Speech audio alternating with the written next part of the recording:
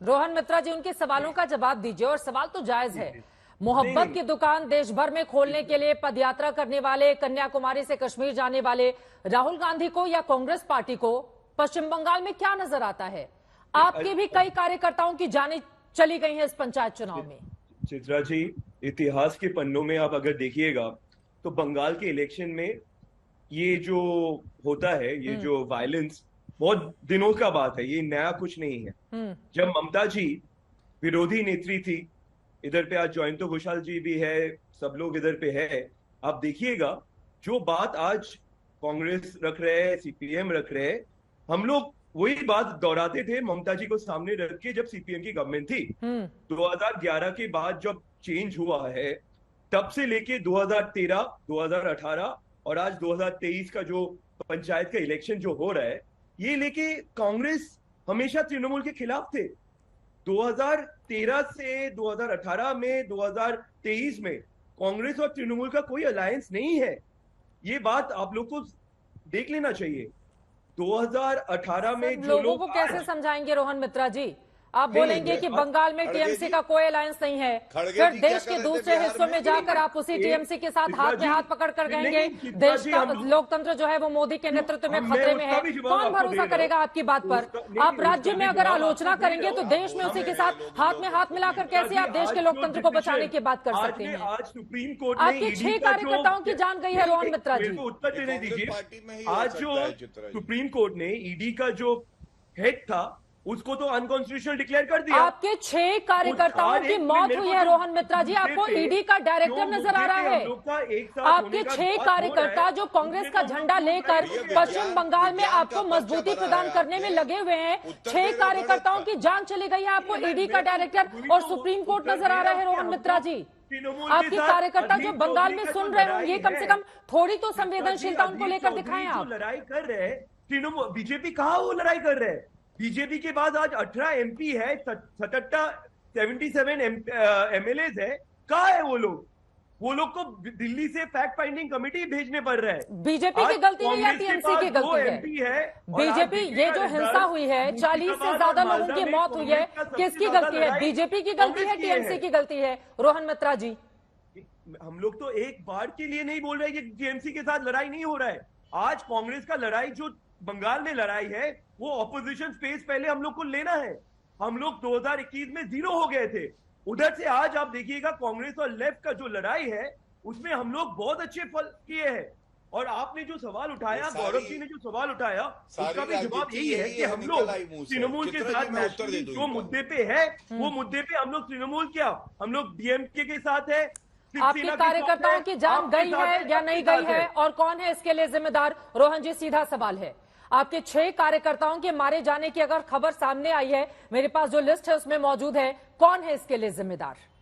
हम लोग तो बोल रहे हैं, हम लोग के प्रेसिडेंट अधीर चौधरी जी ने कोर्ट में बोला है कि तृणमूल ने इसने मारा है। इसमें तो कोई दोहरा ही नहीं है। हम लोग कहीं बोल ही नहीं रहे कि कोई और मारा है, हम लोग तो बोल रहे हैं तृणमूल ने मारा है, क्योंकि आज तृणमूल पूरा तरीके से 2018 में भी जो हुआ था, आप देखिएगा शुभेंदु अधिकारी, भारती घोष, ये लोग कहाँ पे थे? मानव जायसवाल जी, चाहे बीजेपी हो, कांग्रेस हो, एआईएमआईएम हो, हालांकि उन्होंने बीजेपी को लेकर भी सवाल पूछे हैं, और जयंत घोषाल ने भी बताया कि राज्य के अधिकार के जिम्मे सब कुछ है। तो सारी उंगलियां आपकी ओर ही इशारा कर रही हैं मानव जायसवाल जी। आप अपनी जिम्मेदारी से न बच सकते हैं न भाग सकते हैं।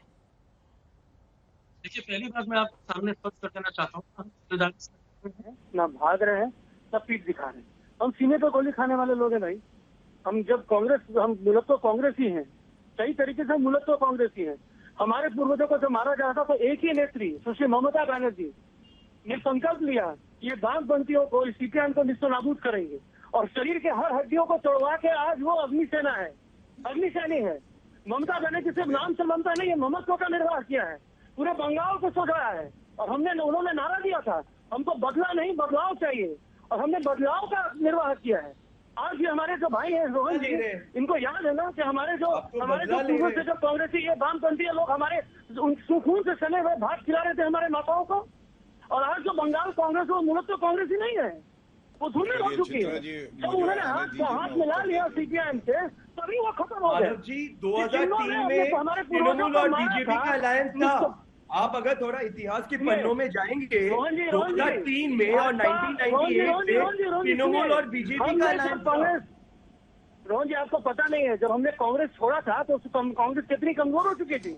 आपके अपने गांधी को नहीं रखा, पूरे गांधी परिवार को दरकिनार कर दिया था, तो आप बोलते वो कांग्रेस गलत थी? ऐसा तो नहीं है। आपने भी तो उस टाइम बीजेपी आगे गौरव भाटिया जी, बारिश से आपके पास। मानव जी, आपने भी तो बीजेपी का हाथ पकड़े थे उस टाइम पे। हमने बंगाल, सुनिए, आप अगर CPM को हटाने 2003 और के लिए, 98 में बीजेपी के साथ जा CPM को सकते हटाने हैं के लिए तो आज बंगाल को कांग्रेस मजबूत करने के लिए हमको 2011 के जहाँ बाद जाना नहीं पड़ा, जा हमने वो सकते। दरवाजा खटखटाया। क्या गलत किया? क्या वो देश की पार्टी नहीं थी उस समय? आज जो मुल्क तो बीजेपी तो है ही नहीं, वो तो मोदी सरकार है, मोदी शासन है। तो मोदी और बीजेपी थी और आज की जो क्या बीजेपी दिखाई दे रहा है है, आपको? का फर्क है। हम लोग आइडियोलॉजिकली बीजेपी और मोदी जी सुनिए, के सुनिए, दोनों के खिलाफ है। हमारी आइडियोलॉजी सुनिए, सुन लीजिए रोहन जी, हमारी आइडियोलॉजी पहले क्या थी? बंगाल को सुरक्षित करना है।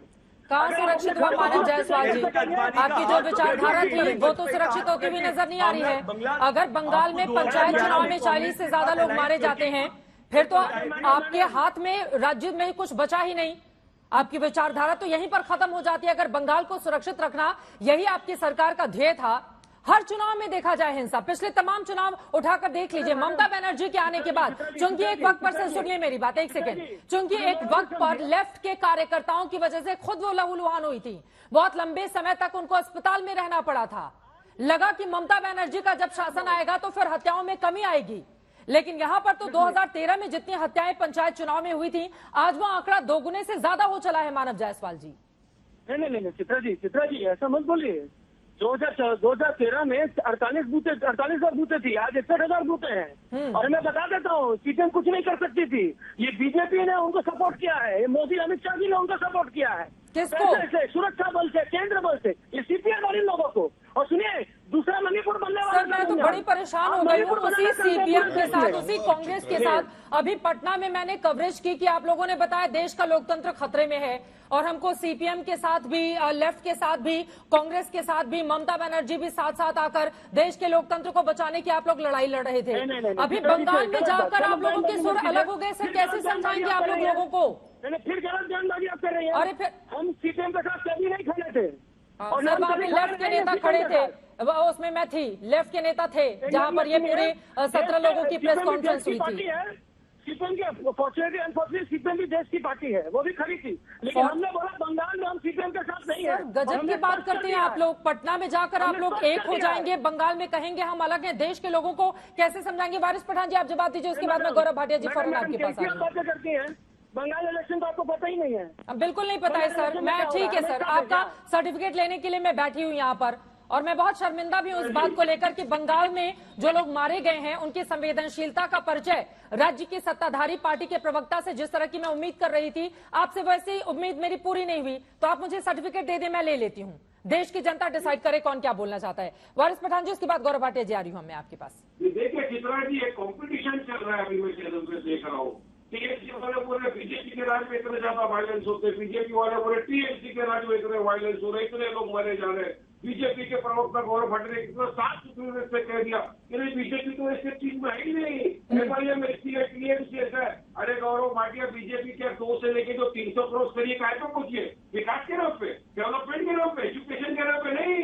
मेरी बात का मुद्दा एक ही है, गाय, गंगा, मंदिर, यही 4 पॉइंट में, तो ये 4 पॉइंट लेकर तो अगर 300 के ऊपर क्रॉस कर दिया और आप यहाँ तो पाठ पढ़ा रहे हो कि वहां पर ये हो रहा है, यहाँ पर ये हो रहा है। दोनों भी सिर्फ सत्ता के लालच के अंदर काम किया जा रहा है, और इनके राज में बलि का बकरा है सिर्फ एक ही, वो है मुसलमान। सेक्युलरिज्म के नाम पर मुसलमानों के वोट लिए इकतदार की कुर्सी में बैठे। आज ही 75 साल हो गए चित्रा जी, भी बताता हूँ, मुसलमान पिछड़ा हुआ वर्ग है, चली इकोनॉमी के एजुकेशन। ठीक है सर, कभी 75 साल पे नहीं जाते, बंगाल पे रहते हैं, अभी ये चुनाव हुए उसी पर रहते हैं।